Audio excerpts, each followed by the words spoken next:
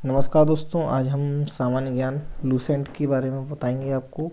भारत के इतिहास से विदेशियों के विवरणों तक तो ये आपको जानकारी मिलेगी। पूरी लूसेंट बुक है, बस इसमें आपको क्या क्या पढ़ना है वो आपको अंडरलाइन कर लेना है। और जो कि मुझे मुझे जैसा कि मैंने टेस्ट के बारे में चेक किया है तो उसमें जो जो आ सकते हैं वो मेन है, तो आप देखिएगा। और एक पीडीएफ है जो अपडेट है, आप चाहे प्ले स्टोर से भी डाउनलोड कर सकते हैं, लेकिन इसमें आप जो इम्पोर्टेंट हैं फैक्ट्स वही याद करना है। आप चाहें तो अभी लाइव इस पे आप अपनी बुक को सामने रख के अंडरलाइन कर लेना। आना वही है, बाकी एक्स्ट्रा फैक्ट आप पढ़ सकते हैं। देखिएगा, जैसे भारत का इतिहास है तो ये आपको केवल इतना पढ़ना है कि उत्तर हिमालय से दक्षिण समुद्र तक उपमहाद्वीप का भारतवर्ष ये फैला है। इसके अंदर आपको राज्य, राजधानी सब पढ़ सकते हैं जो कि मोस्ट होते ही हैं, पीएम। लेकिन जो है अपना उत्तर हिमालय यानी जम्मू कश्मीर से नीचे कन्याकुमारी तक अपना ये पूरा भारतवर्ष फैला हुआ है। यहाँ के जो निवासी हैं उसको भारतीय अर्थात भारत की संतान कहा गया है, जो कि भारत देश के नाम से ही रखा गया है। भारत जो हमारे भरत जी थे उनके नाम पर ही भारत का नाम रखा गया है। नेक्स्ट इसमें आपको बताना चाहूँगा जो कि प्राचीन भारत है जहाँ से जानकारी ये प्राप्त हुई है वो है धर्म ग्रंथ, हमारे ऐतिहासिक ग्रंथ। ठीक है, इसके बारे में आपको यहाँ पे है। जैसे भारत का जो सब प्राचीन धर्म ग्रंथ है वो है वेद, जिसके संकलन करता थे महर्षि कृष्ण द्वैपायन व्यास। वेद, अगर वेद की जानकारी कहें तो महर्षि कृष्ण द्वैपायन वेद व्यास को माना जाता है। ठीक है, तो आप इसको रखें। और वेद में वसुदेव कुटुंबकम का उपदेश भी मिलता है। अगर आपसे जानकारी पूछता है क्वेश्चन की किस वेद में आपको वसुदेव कुटुंबकम का उपदेश दे देता है, तो आपको केवल यही लगाना है कि वेद, ना कि ऋग्वेद अथर्ववेद नहीं, केवल वेद। ठीक है, तो आपको एक मोस्ट फिट ये हो गया है। और ये वेद 4 प्रकार के होते हैं, ऋग्वेद, यजुर्वेद, सामवेद, अथर्ववेद। ठीक है, वेदों को संहिता कहा जाता है। अगर हम पढ़ने को कहें तो इसको संहिता कहा जाता है। वेद में ऋग्वेद के ही 4 रूप बनाए गए थे। ठीक है, जो कि सबसे बड़ा वेद अभी है, बड़े में अगर बात करें तो वो है अथर्ववेद, और जिसने अथर्ववेद से अथर्व ऋषि जिसने ये रचित किया था। और टोटल जो वेद की संकलन किया था वो थे हमारे वेद व्यास जी। ठीक है, तो ऋग्वेद में आपको एक्स्ट्रा फैक्ट है कि 10 मंडल हैं, 1028 सूक्त हैं और 10,462 ऋचाएँ पढ़ना है, मतलब हैं। और जो ये वेद को जो पढ़ता है उसको होत्र कहा गया है, तो आप इसको अंडरलाइन कर सकते हैं। 4 ही बाकी ऋग्वेद का ये है कि ऋग्वेद 4 वेद हैं और ऋग्वेद फर्स्ट है। जो सबसे प्राचीन वेद है वो ऋग्वेद है, इसको विश्वामित्र द्वारा रचित है, केवल ऋग्वेद। और पूरे टोटल वेद की बात करें तो महर्षि कृष्ण द्वैपायन व्यास, तो ये कंफ्यूज मत होना। सेकंड जो आपको यहाँ पे है यजुर्वेद, सामवेद, अथर्ववेद, तीनों और हैं। इससे पहले आपको जानकारी ईसा पूर्व और ईसवी में अंतर बता देते हैं। जो ईसा मसीह जी थे उससे उनके जन्म के पहले जैसे महात्मा बुद्ध का जन्म हुआ था 563 ईसा पूर्व, तो इनकी मृत्यु 483 ईसा पूर्व। तो ये पहले पीछे होता था, यानी पूर्व यानी पीछे जाता था। अभी ईसवी आ गया है तो अभी आगे जाता है। और नेक्स्ट यहाँ पे जैसे मैं वेद बता रहा था तो एक वेद मैंने बता दिया ऋग्वेद, सेकंड है यजुर्वेद। यजुर्वेद में को इसका कुछ आता नहीं है, और वैसे इसका आपको देखना है तो केवल एक ही क्वेश्चन आती है, अंडरलाइन एक कर लेना लास्ट वाली लाइन। यह एक ऐसा वेद है जो गद्य और पद्य दोनों में आता है। ठीक है, इसके जो पाठ करता है उनको अधर्वयु कहा जाता है। बाकी इसका और कोई मोस्ट इम्पोर्टेंट नहीं है, केवल एक लाइन है जो गद्य और पद्य दोनों में ऐसा वेद है जो यजुर्वेद आता है। सेकंड वेद में मोस्ट इम्पोर्टेंट वेद है सामवेद। इसमें क्वेश्चन ये बनता है कि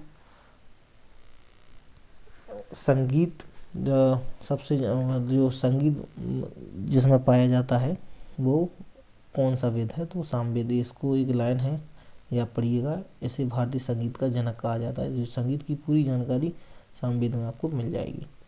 ठीक है, और सेकंड इसके पाठकर्ता उदात्त हैं। इनके जो हैं पाठकर्ता तो नहीं आते हैं, लेकिन हाँ इसके संगीत का जनक, संगीत के बारे में पूछ लिया जाता है तो सामवेद से संगीत।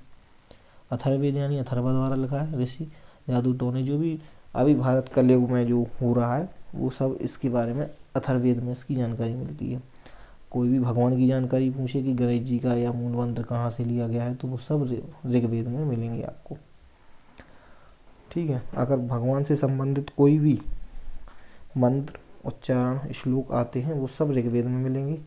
उनमें क्वेश्चन आता है कि गायत्री मंत्र कहाँ से लिया गया, कौन से वेद से, तो भगवान का मंत्र है यानी ऋग्वेद से। और संगीत की जानकारी आती है तो सामवेद से। अगर आपके जो जीने अभी जो दिनचर्या आपकी चल रही है वो सिर्फ अथर्ववेद से, जो अभी प्रेजेंट में है। ठीक है, तो आपके ये 4 वेद हो गए हैं। इसमें से आपको केवल इतना ही पढ़ना था मोस्ट। नेक्स्ट आपको 3 क्वेश्चन है। एक तो है पुराण संबंधित बस। तो सबसे पहले शॉर्ट ट्रिक इसकी है वायु पुराण। तो वायु पुराण गुप्त वन से संबंधित है। इसको आप ऐसे याद कर सकते हैं कि वायु गुप्त स्थान से भी, छोटी छोटी जगह से भी वायु प्रवाहित होती रहती है, रोक नहीं सकते हैं। मत्स्य पुराण, यह आंध्र 7 वाहन है। जैसे अगर आप इसको याद रखें तो मत्स्य जो मछली होती हैं वो कहाँ पे, समुद्र में पाई जाती हैं। तो 7 समुद्र हैं बने, तो 7 वाहन वहाँ पढ़ सकते हैं। विष्णु पुराण तो मौर्य वंश से संबंधित है। विष्णु भगवान का जो चक्र था शौर्य के समान, तो यह मौर्य वंश, इसे आप याद कर सकते हैं। ठीक है, 3 ही हो गए हैं। नेक्स्ट आप चलते हैं इसे प्राचीन वेद, आपको मैंने बताया ऋग्वेद है। और हाँ, एक और है कि अगर आप चाहें तो इसे आप अंडरलाइन कर लेना, जो मैंने आपको बताया है। और पुराणों की संख्या टोटल 18 है। और ए लाइन आप अंडरलाइन कर लीजिएगा। इनके जो लोमर्स, इनके पुत्र उग्र शिवा माने जाते हैं रचयिता 18 वेद में से। और इसमें से 5 मुख्य हैं। ठीक है, विष्णु, वायु, ब्राह्मण, सतपथ और भागवत पुराण। और जो मत्स्य पुराण सबसे प्राचीन प्रमाणिक है। तो ये पुराणों में 18 पुराण हैं। लोमहर्ष तथा उनके पुत्र उग्र शिवा द्वारा ये रचित है। और पुराणों जो मत्स्य पुराणों के प्राचीन प्रमाणिक है, यानी प्राचीन पुराण सबसे प्राचीन है मत्स्य पुराण। और ये 5 मतलब मेन होते हैं। तो आप ये भी देखिएगा, केवल 5 वायु, मत्स्य, विष्णु, ब्राह्मण, भागवत वेद हो गए हैं। और आपके वो हो गए। तो नेक्स्ट लीजिएगा। और इसमें आपको कुछ नहीं आएगा। हाँ, ये है कि ये पुस्तक है एक कलहड़ द्वारा रचित है, राज तरंगिणी। इसमें 8 तरंग है, कश्मीर की जानकारी इसमें मिलती है। ठीक है, तो आप संस्कृत साहित्य है ये, मतलब पहली पुस्तक थी संस्कृत साहित्य में ऐतिहासिक घटना की। तो ये मोस्ट इम्पोर्टेंट है। कलहड़ द्वारा रचित कौन सी पुस्तक है, तो राज तरंगिणी। इसको भी आप याद कीजिए। सेकंड, अष्टाध्यायी पाणिनि द्वारा रचित है, व्याकरण है संस्कृत की। और ये आपका यहाँ पे ख़त्म होता है। इनके बाद आपको जो विदेशी आगमन हुआ है, यहाँ पे भी मेन है टेसियस, ये ईरान का राजवैद था। इतना ही याद आता है इसमें, और कुछ आता नहीं। हेरोडोटस के पिता थे इतिहास के। ठीक है, इसने अपनी पुस्तक हिस्टोरिका शताब्दी ईसा पूर्व में है। जो मेन इसमें है वो हैं सबसे मेगास्थनीज, जो कि बहुचर्चित रहे थे। सेल्यूकस निकेटर का राजदूत था। ठीक है, जो चंद्रगुप्त मौर्य के राज दरबार में आया था। द्वितीय भी चंद्रगुप्त होते हैं, तृतीय तो आपको कन्फ्यूजन नहीं होता है। केवल चंद्रगुप्त मौर्य के समय ये आए थे। तो इनकी जो पुस्तक भी थी इंडिका, ये भी बहुत मोस्ट इम्पोर्टेंट है, तो आप इसको अंडरलाइन कीजिएगा। मेगास्थनीज की पुस्तक इंडिका थी, चंद्रगुप्त मौर्य के राज दरबार में आए थे। ठीक है, और बाकी और भी आप देख सकते हैं। डाइमाकेश श्री आंतिकोश का राजदूत था, जो कि बिंदुसार के राज दरबार में आया था। डायोनिसियस टोलमी, हाँ टोलमी ये मोस्ट इम्पोर्टेंट है। टोलमी की जो पुस्तक थी भारत का भूगोल थी। और प्लिनी नेचुरल हिस्ट्री के नामक की वजह, यानी पेड़ पौधों के बारे में इसकी जानकारी मिलती थी। चीनी लेखक फाहियान, ये भी बहुत बहुचर्चित रहे हैं। चीनी यात्री थे गुप्त चंद्रगुप्त द्वितीय। और जो मेगास्थनीज थे, जैसा मैं आप चंद्रगुप्त मौर्य के समय आए थे, और फाहियान आए थे चंद्रगुप्त द्वितीय के दरबार में। ठीक है, तो आपको ये याद रखना है। होइसंग भी थोड़े आते हैं हर्षवर्धन के शासन काल में, तो आपको इतना रखना है। अलवरीन गजनबी के शासन में आया था, एक आपको ए लाइन रखना है। ठीक है, बाकी आपको ये 4 मोस्ट हैं। हेरोडोटस ये तो आते नहीं हैं, लेकिन आप देख लेना एक बार।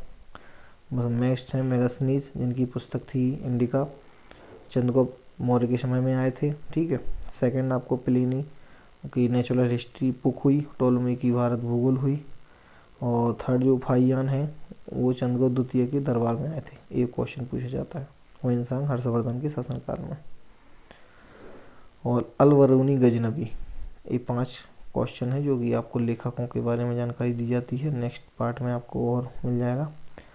और हमारे चैनल को सब्सक्राइब करें, आगे वीडियो आपको जल्दी मिल जाएगी। और आप जाएंगे प्लेलिस्ट में, लूसेंट हिस्ट्री में आपको सारे पार्ट प्राप्त होंगे। एग्जामगढ़ प्रिपरेशन आपका चैनल रहेगा। थैंक यू, धन्यवाद वॉचिंग। जो आपको पढ़ाया गया है लूसेंट के बारे में अभी इतिहास का, तो उसके कुछ 10 क्वेश्चन हैं, आप देखिए एक नज़र में। इसको ऑब्जेक्टिव में भी आप चेक कर सकते हैं। इतिहास का तहत अध्ययन किया जाता है, तो हमें पिछले का याद किया जाता है। तो अतीत, समाज, शासन, पर्यावरण, तो अतीत का राइट आंसर होगा। इसका आप पढ़ सकते हैं पूरा, ठीक है, स्पष्टीकरण। नेक्स्ट है सेकंड, प्रथम यूनानी इतिहासकार प्रथम थे हेरोडोटस। इनकी द हिस्ट्री भी एक बुक थी, आपको बताया था मैंने, ठीक है, हिस्टोरी का नामक पुस्तक लिखी थी। ये आपको नीचे दिया गया है एक्स्ट्रा फैक्ट। सेकंड है, इतिहास में निम्नलिखित में से स्पष्ट कहा कि इतिहास के समस्त निष्कर्ष युक्ति संगत साक्ष्यों पर आधारित है।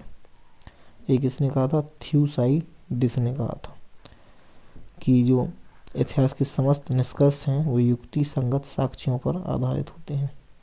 मतलब जो पिछले बताया गया था उसी पर आधारित होते हैं जो समस्त इनके निष्कर्ष हैं। नेक्स्ट है द हिस्ट्री के रचनाकार हेरोडोटस, आपको बताया था। इतिहास के पिता हेरोडोटस, ये भी आपको मालूम है। इतिहास अपने को दोहराता है, किसने कहा था? ये आपको उसमें इतिहास में नहीं मिला है, कार्ल मार्क्स ने लेकर नहीं कहा था। एक्स्ट्रा फैक्ट आप देखिएगा, ठीक है। पहले त्रासदी के रूप में दूसरी बार प्रशासन की तरह कहा था इन्होंने।